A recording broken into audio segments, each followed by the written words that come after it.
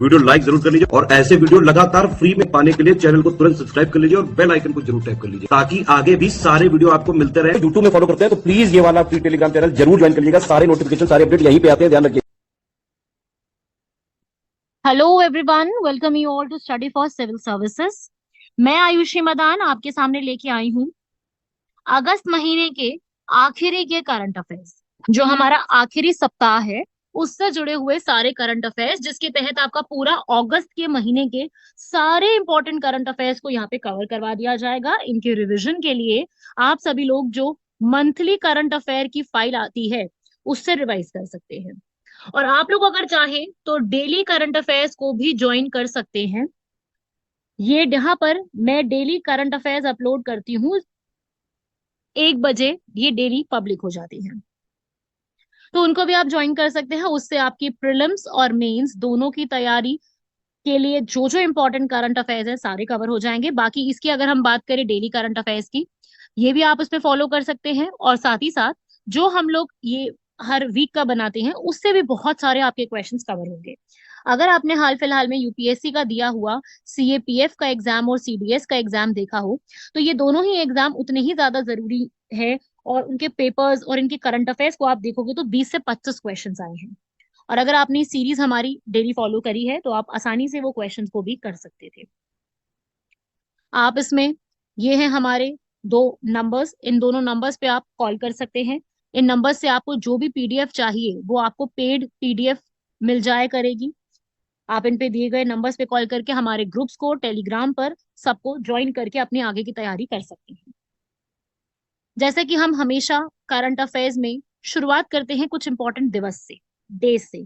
तो सबसे पहला है वुमेन इक्वालिटी डे, महिला समानता दिवस। महिला समानता दिवस का अर्थ होता है कि जिसमें महिलाओं को एक जैसा सम्मान जो है वो मिलना चाहिए। इक्वालिटी के ऊपर जैसे हम हमेशा बात करते हैं, तो उसी के लिए वुमेन इक्वालिटी डे मनाया जाता है। कौन सी डेट को मनाया जाता है? 26 अगस्त को। इस बार भी ये जो है 26 अगस्त को मनाया गया था। सबसे पहली बार 1973 में मनाया गया था, सबसे पहली बार। इसीलिए इसको अब 50 साल कंप्लीट हो चुके हैं। अब किसी भी अगर दिवस को 50 साल कंप्लीट होते हैं तो हमारे लिए वो ज्यादा जरूरी बन जाता है, क्योंकि उससे सवाल आने का चांस बढ़ जाता है। 50 साल, 100 साल, 25 साल, कुछ ऐसा अगर कुछ रहा है तो उससे क्वेश्चन आने का चांस थोड़ा बढ़ जाता है। तो ये 1970 में इसको असल में शुरू किया था और फिर प्रॉपर तरीके से 1973 से इसको लागू करवा दिया गया। और इसके लिए एग्जीबिशन भी होती है। इंटरनेशनल वुमेन डे की बात नहीं हो रही, वो तो 8 मार्च को आता है, वो नहीं मैं बात कर रही। ये वुमेन इक्वालिटी डे है। क्लियर हुआ सबको यहाँ तक? ऐसे ही अगला एक दिवस है राष्ट्रीय खेल दिवस, national sports day. Sports day के बारे में तो सबने सुना होगा, स्कूल्स में मनाया भी है हम लोगों ने, लेकिन ये डेट में कौन सी आता है ये बहुत कम बच्चों को पता होता है। 29 अगस्त। ऐसा क्या हुआ था 29 अगस्त को कि हमने भारत के लिए इसको स्पोर्ट्स डे डिक्लेयर कर दिया? तो इस दिन हॉकी के लेजेंड मेजर ध्यानचंद सिंह, इनका बर्थडे आता है। इनका नाम आप सभी लोगों ने जरूर सुना होगा, सभी लोग इससे वाकिफ होंगे। तो नेशनल स्पोर्ट्स डे इंडिया का मेजर ध्यानचंद, ध्यानचंद जो है 3 बार ओलंपिक गोल्ड मेडल लेके आ चुके हैं, 1928, 1932 और 1936 में। 4 4 साल के गैप में आप याद कर लीजिएगा, 3 बार गोल्ड मेडल लाए थे, 28, 32, 36, 4 4 साल के गैप में है, इसको याद कर लेना। वो समय है जब हॉकी पे भारत का वर्चस्व हुआ करता था। Greatest hockey player major Dhyan Chand, इनका जन्म इलाहाबाद में हुआ था। उस समय वो आगरा और अवध का यूपी के नाम से जाना जाता था।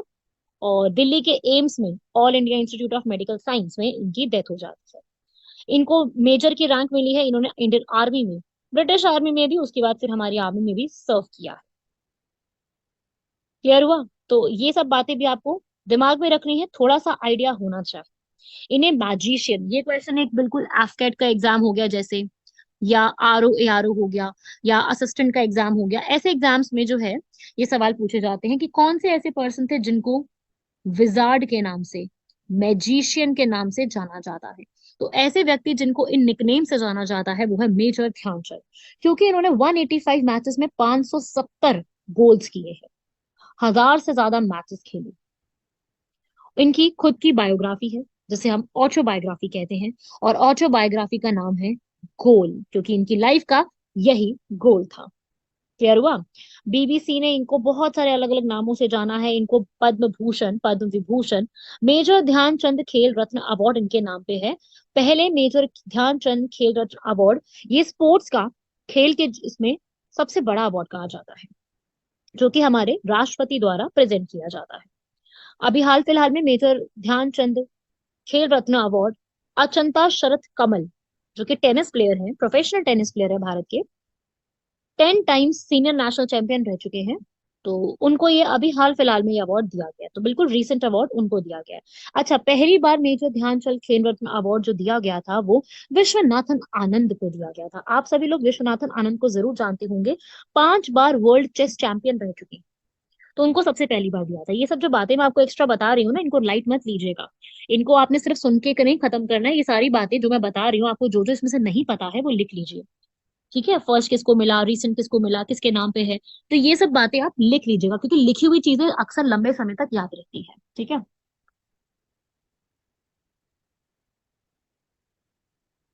तो आप लोग इसको कंप्लीट कीजिए, लिखिए इनको। बढ़ते हैं हमारे नेक्स्ट आर्टिकल की तरफ। वो है हमारी डिफेंस की न्यूज। तो डिफेंस की इस हफ्ते की दो इंपॉर्टेंट न्यूज रही हैं, क्योंकि दो इंपॉर्टेंट एक्सरसाइजेस हुई हैं। पहली हुई है ब्राइट स्टार एक्सरसाइज। ये इंडिया ने आयोजित नहीं करी है, लेकिन इंडिया ने इसमें पार्टिसिपेट किया है। यहाँ पर 27 अगस्त से 16 सितंबर तक चलेगी एक्सरसाइज। एक्सरसाइज का नाम है ब्राइट स्टार। कहाँ पे हो रही है? क्यारो। क्यारो कहाँ पर है? इजिप्ट में। सुना होगा सभी लोगों ने इजिप्ट का नाम। और क्यारो भी सुना होगा, सबसे मोस्ट डेवलप्ड जो जगह है ना इजिप्ट की, दैट इज द क्यारो। तो मतलब बहुत ज्यादा फेमस कही जाती है। तो ब्राइट स्टार एक्सरसाइज के बारे में याद रखिएगा, इंडिया ने इसमें पार्टिसिपेट किया है। और ये एक्सरसाइज में हमारी एयरफोर्स पार्टिसिपेट करने के लिए पहुंची है। इसमें USA, Saudi Arabia, Greece, Qatar, अकेली एक कंट्री नहीं आती, बहुत सारी कंट्रीज यहाँ पे पार्टिसिपेट करने के लिए पहुंचे। इंडिया भी पहुंचा है, इसलिए अपने को ज्यादा पता होना चाहिए, क्योंकि एग्जाम में इंडिया से जुड़ी हुई एक्सरसाइज सबसे ज्यादा जरूरी रहती है। अभी यूपीएससी का एनडीए एग्जाम हुआ है अभी 3 सितंबर को, उसमें भी इससे सवाल आ चुका है, मतलब नॉट दिस, एक्सरसाइजेस के टॉपिक से सवाल पूछा गया है। तो एक्सरसाइजेस के टॉपिक से 100% सवाल आते हैं, आप पढ़ के जरूर जाइएगा। हमारे इंडिया एयरफोर्स में MiG aircraft, C-17 aircraft, C-130 aircraft, IL-78 aircraft, ये सारे एयरक्राफ्ट वहां पे पहुंचे। ठीक है? तो दोनों कंट्रीज यहाँ पर मिलकर के बहुत अच्छे से यहाँ पर अपना काम भी देखेंगे, डिफेंस के मामले में अपने जितने भी चीजें हो सकती हैं उसको बेटर बनाने की कोशिश करेंगे। आपको क्या याद रखना है कि इसमें कौन सी कंट्री के वेन्यू कौन सा था। वेन्यू हमारे लिए सबसे ज्यादा जरूरी रहता है, तो आप लोग अपना वेन्यू जरूर याद करके जाइएगा। अगर आप वेन्यू याद नहीं रखोगे तो आई वुड से कि आप ही का नुकसान करोगे आप। ठीक है? क्यारो क्या है? कैपिटल है इजिप्ट की। ठीक है, बताया ना मैंने, इजिप्ट की कैपिटल है, और वहीं पर ही नाइल नदी भी वहीं से निकलती है। चलिए, अगली ऐसे ही एक और एक्सरसाइज आती है जिसका नाम है ऑसिंडेक्स। अब नाम से आप समझ गए होंगे ऑसिंडेक्स। ऑस का यहाँ पर अर्थ है ऑस्ट्रेलिया और इंडिया। AUS से ऑस्ट्रेलिया, IN से इंडिया, EX से एक्सरसाइज। तो ऑस्ट्रेलिया इंडिया की एक जॉइंट एक्सरसाइज यहाँ पे कंडक्ट होती है, जिसका नाम है ऑसिंडेक्स। 2023 हुई है। बात ये आती है कि हुई कहाँ पर है। देखिए, ये इंडिया ने नहीं कंडक्ट की है, सिडनी में हुई। और सिडनी कैपिटल नहीं है ऑस्ट्रेलिया की, कैपिटल जो है ऑस्ट्रेलिया की कैनबेरा है। ये सिडनी में हुई है, ऑस्ट्रेलिया में लोकेटेड है। ये 22 से 25 अगस्त के बीच में कंडक्ट हो गई हमारे भारत की। INS सह्याद्री, सुना है आप लोगों ने नाम सह्याद्री का? सह्याद्री वेस्टर्न घाट्स का भी दूसरा नाम है। ठीक है? तो वहां से ही आपने नाम लिया है हमने, सह्याद्री अल कलकत्ता। दोनों यहाँ पर पहुंचे हैं और जाके 5th एडिशन को परफॉर्म किया। कौन सा एडिशन है? 5th एडिशन है। ठीक है? और ऑस्ट्रेलिया की तरफ से भी चार्ल्स एंड ब्रिस्बेन करके दो और शिप्स हैं जिन्होंने यहाँ पे पार्टिसिपेट किया है। तो याद रखिएगा कहाँ पे हुई है, ये सवाल एक बहुत ही कॉमन सा सवाल बन जाता है और हमसे पूछा जा सकता है। बढ़ते हैं हमारे अगले सवाल की तरफ। ये देखिए भाई, सभी लोग पिक्चर को देखेंगे। ये पिक्चर मैंने इंक्लूड करी है आपको एक दिखाने के लिए कि अभी हमारे प्रधानमंत्री श्री नरेंद्र मोदी को एक अवार्ड से नवाजा गया है, जिस अवार्ड का नाम है ग्रीस का सबसे हाईएस्ट अवार्ड। ग्रीस का एक हाईएस्ट अवार्ड है जिसका नाम है order of the honour. Order of the honour. तो ये order of the honour award को जो है किसको दिया गया है? हमारे प्रधानमंत्री को दिया गया है। तो उसी के ऊपर जो है सवाल बनता है। यूपीएससी ऐसा सवाल करती है कि नाम दे के पूछे कि भाई कौन सी कंट्री का है। तो order of the honour Greece का है। ऑर्डर ऑफ द नाइल भी मैंने आप लोगों को बताया है, ऑर्डर ऑफ द नाइल का जो अवार्ड है, ये नाइल अवार्ड किसको दिया जाता है? ये इजिप्ट का था। याद आया सब लोगों को? इजिप्ट का हाईएस्ट अवार्ड, जैसे अपने भारत का, हमारे भारत का कौन सा है? भारत रत्न, सबसे बड़ा अवार्ड। इसी प्रकार से order of the Nile Egypt का सबसे बड़ा अवार्ड है। Order of the honour Greece का सबसे बड़ा अवार्ड है। तो ये नाइल और ग्रीस दोनों के हाईएस्ट अवार्ड जो है वो किसको मिले हैं? हमारे भारत के प्रधानमंत्री को मिले हैं। इससे सवाल बनते हैं कि इस तरीके से क्या क्या नाम है, उनसे ही सवाल बनते हैं, मतलब कहाँ का अवार्ड है ये पूछा जा सकता है। एक मैं आपको और बता दूं, क्योंकि इस पे अभी यूपीएससी ने, सीडीएस के एग्जाम में यूपीएससी ने सवाल किया है इसके ऊपर। सुनेंगे भाई, एक order of, grand order of chain of yellow star, ये है अवार्ड का नाम। अभी ये हम अवार्ड जो है, मतलब अभी तो नहीं मैं कहूंगी, पहले भी काफी दिन हो गए, ये अवार्ड हमारे भारत की राष्ट्रपति द्रौपदी मुर्मू को दिया गया है। तो भारत की राष्ट्रपति द्रौपदी मुर्मू को यह अवार्ड किस कंट्री ने दिया है, ये यूपीएससी ने सवाल किया था कि order of the chain of yellow star कौन सी कंट्री का हाईएस्ट अवार्ड है। तो आप लोग इसका आंसर मुझे कमेंट बॉक्स में देंगे कि मैम ये इस कंट्री का हाईएस्ट अवार्ड है, ठीक है। और आपका करेक्ट आंसर होगा, बिना गूगल के दीजिएगा, क्योंकि बिना गूगल के ही आंसर फायदे में रहेंगे, गूगल करके तो सभी लोग दे देंगे आंसर। अगर आपको पता है बहुत अच्छी बात है, नहीं पता है तो गूगल करके जाके देखिएगा कि कौन सी कंट्री का हाईएस्ट अवार्ड है, और साथ ही साथ ये भी बताइएगा कंट्री का नाम लिख करके वो कौन सी कॉन्टिनेंट में है, ठीक है। यहाँ पे आप उस कंट्री का नाम लिखेंगे जिस कंट्री का अवार्ड है ये, और ये कौन सी कॉन्टिनेंट से बिलोंग करती है, महाद्वीप का नाम क्या है, वो भी आप कमेंट बॉक्स में बताइएगा। तो ये चीज आप कमेंट बॉक्स में जरूर याद रख के मुझे इन्फॉर्म कीजिए। चलिए, तो ये आप लोगों ने अवार्ड देखा, 1975 में इसको ग्रीस ने स्टार्ट किया था। और अगर मैं अब स्पेशली बात करती हूँ मैं ग्रीस कंट्री की, ग्रीस कंट्री जो है ये यूरोप के हिस्से में पड़ती है। इसे कई बार वेस्टर्न सिविलाइजेशन के नाम से भी जाना जाता है। ग्रीस की खुद की कैपिटल है एथेंस। बहुत ही खूबसूरत जगह के रूप में इसको जाना जाता है। असल में इसको हेलेनिक रिपब्लिक के नाम से जाना जाता है। और इसके पास में टर्की, बुल्गारिया, अल्बानिया, ये कंट्रीज पड़ती है। इसके पास बहुत सारे छोटे छोटे से आइलैंड्स है, बहुत ही सारे आइलैंड्स है। तो ग्रीस एक काफी ब्यूटीफुल कंट्रीज में काउंट की जाती है। ये वही जगह है जहाँ पे democracy, philosophy, literature, political science, mathematics, theatre, Olympic games, इन सब की शुरुआत हुई थी। पॉलिटिकल साइंस वर्ड जो है ना, पॉलिस, ये भी यहीं से निकल के आया है। ग्रीक्स ने ही अपने आप को पॉलिस में बनाया था, वहीं से पॉलिस का पॉलिटिकल साइंस वर्ड निकल के आ पाया, ठीक है। चलिए बढ़ते हैं हमारे अगले आर्टिकल की तरफ। अगला आर्टिकल है, अभी द्रौपदी मुर्मू जो है हमारी प्रेसिडेंट, उन्होंने ओणम फेस्टिवल के लिए पूरी एक रिगार्ड्स को यहाँ पर भेजा है। तो अब हमारे लिए जो ओणम फेस्टिवल है वो इंपॉर्टेंट बन जाएगा। देखिए, ओमान एक अलग कंट्री है, आप कंफ्यूज नहीं होइएगा। ओमान एक अलग कंट्री है, ये मैं ओणम फेस्टिवल की बात कर रही हूँ, जैसे हम लोग पढ़ते हैं दिवाली, होली, ऐसे ही केरला में ओणम का बहुत इंपॉर्टेंट सिग्निफिकेंस है।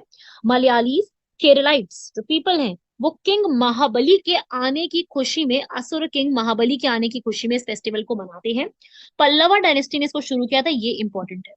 ये चीज इंपॉर्टेंट है, किसने इसको स्टार्ट किया था, ठीक है। डायनेस्टी का नाम जरूरी है। चतुर्दशी तिथि शुक्ल पक्ष के दिन, श्रावण के महीने में इसको मनाया जाता है। 29 अगस्त को ये सेलिब्रेट किया गया ओणम का फेस्टिवल। हिंदू माइथोलॉजी की अगर मैं बात करूँ तो एक किंग महाबली थे जो कि बहुत ही दयालु और केरला के बहुत बड़े किंग के नाम से जाना जाता है। उनके टाइम में जो उनकी प्रजा थी वो बहुत खुश रहती और किंग से भी बहुत प्यार करती थी। और उनके जो दुश्मन थे, राक्षस गण जो थे, उन्होंने महाबली के पूरे, उनको काफी ज्यादा जलन के मारे उनको वहां से हटाने की कोशिश करी थी। तो इस वजह से जब किंग महाबली जो है उनका वध करके उनको हरा के जब वापस आते हैं, उसी की खुशी में हम लोग यहाँ पर ओणम को सेलिब्रेट करते हैं। क्लियर हुआ सभी लोगों को? बहुत अच्छा, और ये बहुत धूमधाम से मनाया जाने वाला एक फेस्टिवल है ओणम। 10 दिन की सेलिब्रेशन चलती हैं इसके ऊपर। और साथ ही साथ एक राइस फेस्टिवल के रूप में भी जाना जाता है। इसमें राइस को बहुत अच्छे से ग्रो किया जाता है, राइस फेस्टिवल के रूप में भी जाना जाता है। राइस को वहां पे पोकल्लम के नाम से जाना जाता है। और इसी समय वल्लमकली जो है, एक रेस होती है, स्नेक बोट, एक तरीके से रेसिंग होती है बोट्स की। पाम्पा रिवर के किनारे, तो ये भी एक याद रखिएगा, पाम्पा रिवर के किनारे ये एक बोट जो है, बोट रेसिंग करी जाती है, स्नेक बोट। ठीक है, ये एक डिस्ट्रिक्ट है केरला का, वहां पे स्नेक की फॉर्म में बोट से एक तरीके से रेस की जाती है। वहां पे पायसम भी बनाया जाता है ओणम के समय, जो कि राइस मिल्क और शुगर और कोकोनट से मिलकर बनता है। पायसम सुना होगा आप लोगों ने जरूर इसका नाम। कथकली डांस परफॉर्म किया जाता है, इसको आप दिमाग में रखिएगा, बहुत इंपॉर्टेंट है।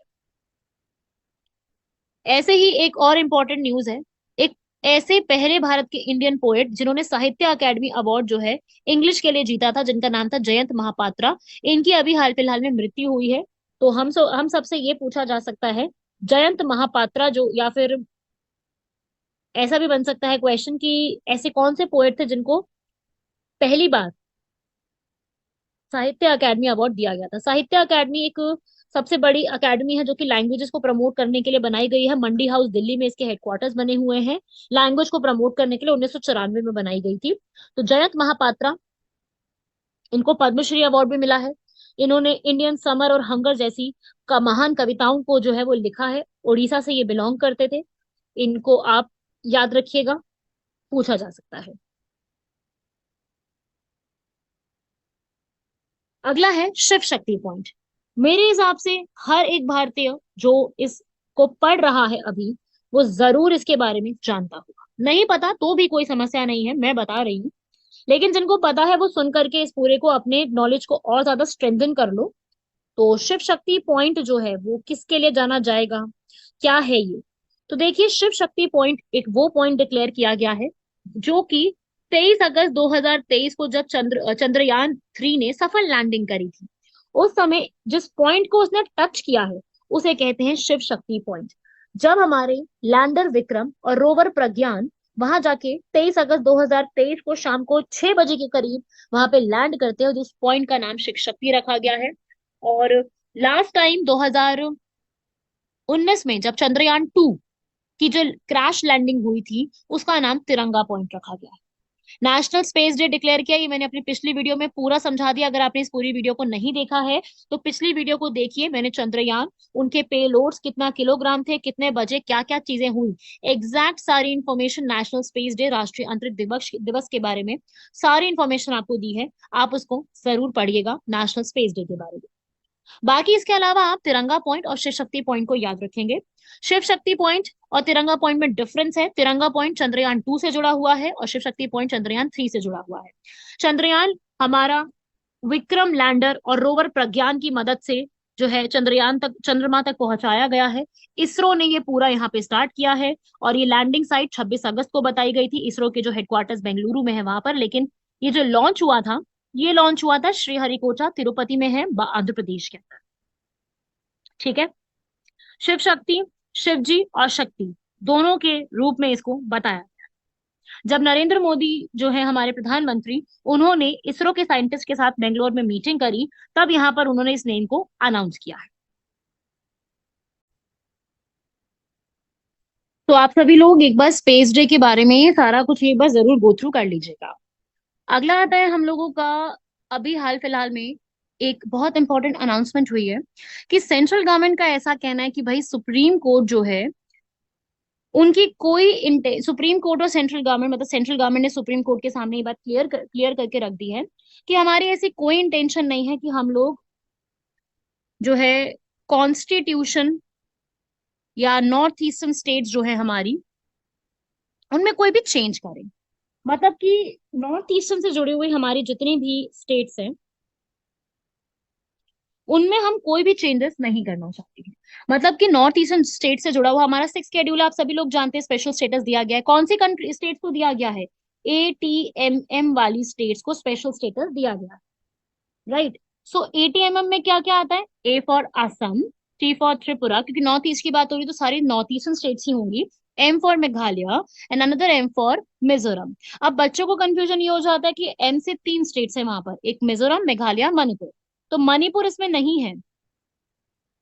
ठीक है, आपको मैं बहुत अच्छी सी, बहुत ही प्यारी सी ट्रिक बता रही हूँ। सब कंसंट्रेशन जरा सामने स्क्रीन पे रखो और अपने जो भी आपके ईयरफोन्स हैं या स्पीकर पे रखा हुआ है, कैसे भी उसको ध्यान से सुनो। आपको एक बात, पॉलिटी आप लोगों ने पढ़ी है या नहीं पढ़ी? अगर नहीं पढ़ी है तो देखो पढ़ो, और अगर पढ़ लिया बहुत अच्छी बात है, तो आप मेरी बात को बहुत अच्छे से समझ पाओगे। पॉलिटी के पूरे सेक्शन में आप लोगों ने स्केड्यूल्स पढ़ा है, आप लोगों ने अनुसूची पढ़ी, और इन अनुसूचियों में आपने 6 शेड्यूल पढ़ा। और इस 6 शेड्यूल में आपको मैं एक बात बहुत ही क्लियरली बता रही हूँ कि सिर्फ और सिर्फ 4 नॉर्थ ईस्ट उत्तर पूर्वी राज्यों का जिक्र है, सिर्फ 4 का जिक्र है। 4 आपके ATMM से याद कर लो कि इन 4 राज्यों का जिक्र है। आसाम, त्रिपुरा, मेघालय और मिजोरम। ये मिजोरम है और ये मेघालय है। इसमें मणिपुर नहीं है। बच्चे बहुत कंफ्यूज हो जाते हैं, जब पढ़ते हैं तब तो उनको याद हो जाता है, पर कुछ दिनों बाद ये बात भूल जाते हैं क्योंकि बहुत कुछ पढ़ रहे होते हैं। ये भूल जाते हैं कि इसमें मणिपुर नहीं है, मेघालय और मिजोरम है। तो उसके लिए मैं आपको ट्रिक बता रही हूँ, ध्यान से सुनिएगा। ट्रिक को दिमाग में रखना है, बेसिक बात। ट्रिक क्या होगी? ATMM में मनी नहीं। ATM होता है ना, ATMM में मनी नहीं। मनी से क्या हो जाएगा? मणिपुर नहीं है उसमें। ATM में पैसे निकलवाने जाते हैं, भाई ATM में मनी नहीं है तो पैसे कैसे निकलवाएंगे? तो वही याद कर लो, ATM में मनी। तो 6 शेड्यूल में मणिपुर को छोड़ के चारों स्टेट्स के ऊपर बात है।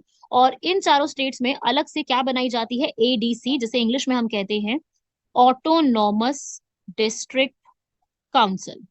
और ये स्वायत्त परिषद जो होती है, ये स्वायत्त परिषद यहाँ पर अपने तरीके से काम करती है। इन चारों के लिए ट्राइबल पीपल के लिए काम करती है। गारो, खासी, जयंतिया, त्रिपुरा, कार्बी एंगलोंग, बोडो, लाई, चकमा, मीरी, ये सब यहाँ की ऑटोनॉमस डिस्ट्रिक्ट काउंसिल है। अगर आप चाहते हो कि मैं आपको अलग से 6 शेड्यूल के ऊपर एक प्रॉपर वीडियो बनाऊं जिसमें मैं सारी डिटेल्स के बारे में बताऊं कि ADC कौन बनाता है, ADC का काम क्या होता है, ADC का फंक्शन क्या होता है, रिव्यू कौन करते हैं, इसको बनाते कौन है, रिपोर्ट किसको जाती है, तो आप मुझे कमेंट बॉक्स में बताइए कि मैं अलग से 6 शेड्यूल के ऊपर प्रॉपरली एक वीडियो बनाऊं। ठीक है? तो अभी आप ADC को याद करेंगे, ऑटोनॉमस डिस्ट्रिक्ट काउंसिल, या एक अलग से काउंसिल होती है 6 शेड्यूल, जो कि यहाँ पे सरकार का ऐसा कहना है कि हम इसमें कोई चेंजेस नहीं लेकर के आ रहे हैं। 6 शेड्यूल प्रॉपर तरीके से रहेगा।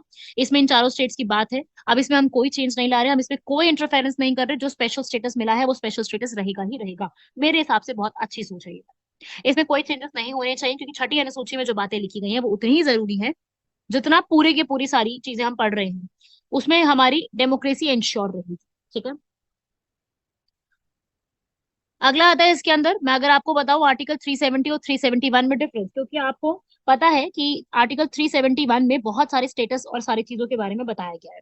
370 और 371 में डिफरेंट है। 370 सिर्फ जम्मू कश्मीर से डील करता है, जबकि 371 में बहुत सारी स्टेट्स के बारे में बात की गई।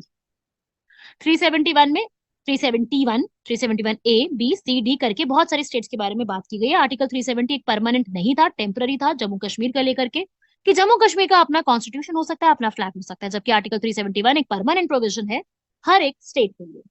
ठीक है? तो यहाँ पर ये 12 स्टेट्स को कवर करता है, जबकि आर्टिकल 370 केवल और केवल जम्मू कश्मीर को कवर करता था, और ये अब हटाया जा चुका है। 31 अक्टूबर 2019 के बाद से आर्टिकल 371 वजूद में नहीं। 31 अक्टूबर 2019 को 2 आर्टिकल्स को भारत के संविधान से हटाया गया था, एक आर्टिकल 371 और एक आर्टिकल 35A। 35A मैंने प्रॉपरली वीडियो जो है हमारी ओनली करंट अफेयर्स के चैनल पर मैंने बहुत डिटेल में एक्सप्लेन किया, क्योंकि वो करंट में चल रहा था। आप सभी लोगों को मेरी एडवाइस है कि उस वीडियो को जाकर के जरूर देखें, उस वीडियो को जाकर के समझें कि आर्टिकल 35A और आर्टिकल 370 इन दोनों में डिफरेंस क्या है। मैंने पूरा उसमें बहुत डिटेल में एक्सप्लेन करा है, इसको देखिएगा जरूर, समझेगा जरूर, क्योंकि इससे सवाल आते हैं, क्या ये सही डिसीजन था, क्या ये इसमें क्या चेंजेस किए जा सकते थे, तो उसमें आपको पढ़ना। बढ़ते हैं हमारे अगले आर्टिकल की तरफ। यहाँ पर हील बाय इंडिया का एक प्रोजेक्ट स्टार्ट किया गया है हेल्थ केयर प्रोफेशनल्स द्वारा। ये एक तरीके से heal by India National Health Authority, ये वही नेशनल हेल्थ अथॉरिटी है जो आयुष्मान भारत को भी यहाँ पे भारत में काम करवा रही है। तो ये हमारी जो पूरी एक अथॉरिटी है, ये अथॉरिटी क्या काम करती है? ये अथॉरिटी प्रोजेक्ट्स को यहाँ पर इम्प्लीमेंट करवाती है। तो हील माई इंडिया एक लोगो यहाँ पर डिजाइन हुआ है उसका भी, और ये एक बहुत बड़ा इनिशिएटिव स्टार्ट किया गया है जिसमें होलिस्टिक तरीके से आपको हेल्थ केयर सर्विसेज प्रोवाइड की जाएंगी हेल्थ केयर वर्कर्स द्वारा, बहुत ही बड़े लेवल। ठीक है? इसकी अलग से वेबसाइट है, आप इसको जाके चेक कर सकते हो। हमारे हेल्थ मिनिस्टर मनसुख मंडाविया ने health heal in India, heal by India करके स्टार्ट किया, जिसमें हम लोग भारत के अंदर ही आयुर्वेद, क्योंकि हम लोगों ने अलग से मिनिस्ट्री भी बनाई हुई है। क्या नाम है मिनिस्ट्री का? आयुष। मेरा नाम है आयुषी और मिनिस्ट्री का नाम है आयुष, ऐसे याद कर लो। जो मैम पढ़ा रही है उनका नाम आयुष है और मिनिस्ट्री का नाम है, तो मेरा नाम आयुषी है और मिनिस्ट्री का नाम आयुष है। ए फॉर आयुर्वेद, वाई से योग, यू से यूनानी, एस से सिद्ध और एच से होम्योपैथी। ये ट्रेडिशनल मेडिसिन, पारंपरिक मेडिसिन पे ध्यान देते हुए हम लोगों ने ये पूरा स्टेप्स को यहाँ पर देखा है। ठीक है? तो ये एक इनिशिएटिव है, इंडिया द्वारा स्टार्ट किया गया। कभी कभी सवाल आता है कि भाई किसमें क्या चीज है, तो हमसे पूछा जा सकता है इसके अंदर कि भाई किसने यहाँ पर किस तरीके से स्टार्ट किया है। तो इसको बहुत जरूरी है, ये इंपॉर्टेंट है, इसको कवर अप करिएगा। बढ़ते हैं हमारे अगले आर्टिकल की तरफ। अगला आर्टिकल है यहाँ पर, जो Amazon वेब सर्विसेज इंडिया ने मिलकर के क्लाउड ट्रेनिंग स्किल्स को स्टार्ट करा है प्रोजेक्ट अंबर के तहत। प्रोजेक्ट अंबर यहाँ पर बच्चों को करीब करीब 1500 ट्रेनीज को यहाँ पर एक क्लाउड कंप्यूटिंग सिखाएगा। क्लाउड कंप्यूटिंग पता है ना आप लोगों को, क्लाउड स्टोरेज सभी लोग इस्तेमाल करते हैं ना क्लाउड स्टोरेज का। वही क्लाउड स्टोरेज जो है आपको प्रोजेक्ट अंबर के तहत सिखाई जाएगी, जिसमें हम सभी लोग मिलकर क्या करने वाले हैं, हम सभी लोग यहाँ पर क्लाउड कंप्यूटिंग की ट्रेनिंग देने वाले हैं बच्चों को, 1500 बच्चों को। 1500 ट्रेनीज रहेंगे जो यहाँ पे ट्रेनिंग प्रोवाइड करवाएंगे और उनको सिखाया जाएगा। समझ गए मीनिंग क्या है? क्लाउड कंप्यूटिंग क्या होती है, जिसमें आप स्टोरेज और डेटा प्रोसेसिंग ये सब चीजें सीखते हो जो हम लोगों को नहीं आती होती, मतलब मुझे तो नहीं आती, आप लोगों में से जिसने सीखी हुई होगी उसको जरूर आता होगा ये सारी चीजें। तो उसे ही हम क्या कहते हैं, क्लाउड कंप्यूटिंग। क्लाउड कंप्यूटिंग एक ऐसा एक मेथड होता है जिसमें स्टोरेज को रियल टाइम में इजी तरीके से कैसे सेव किया जाता है वो सब सिखाया जाएगा। उस प्रोजेक्ट का नाम है अंबर। और आप सभी लोगों से मेरी एक और गुजारिश ये है कि आप लोगों को लेक्चर कैसे लगते हैं, जब भी आपको करंट अफेयर दिए जाते हैं आप लोगों के 10 सेकंड लगेंगे, कमेंट बॉक्स में जरूर बताइए कि लेक्चर आपको कैसा लगा है। ठीक है, आप लोगों के 10 सेकंड से हम लोगों को मोटिवेशन मिलती है इसको और ज्यादा बेटर बना के आपके सामने प्रोड्यूस करने की। क्लियर हुआ सभी लोगों को यहाँ तक? बढ़ते हैं हमारे अगले आर्टिकल की तरफ। ये है एक मंदिर, देखिए इस मंदिर को, ये है, आप देखो यहाँ क्या लिखा है, इंडियन टेम्पल और ब्रैकेट में ताइवान लिखा है। तो ताइवान कंट्री में अलग से इंडियन टेम्पल स्टार्ट किया गया है इंडिया को डेडिकेट करते हुए। इंडिया के साथ अपने कल्चरल बॉन्ड्स को बढ़ाने के लिए एक अलग से टेम्पल है, सबका मंदिर के करके एक नाम से। तो इसको आपने दिमाग में रखना है, सबका मंदिर एक टेम्पल, याद रखिएगा इसको, ये एक इंपॉर्टेंट है।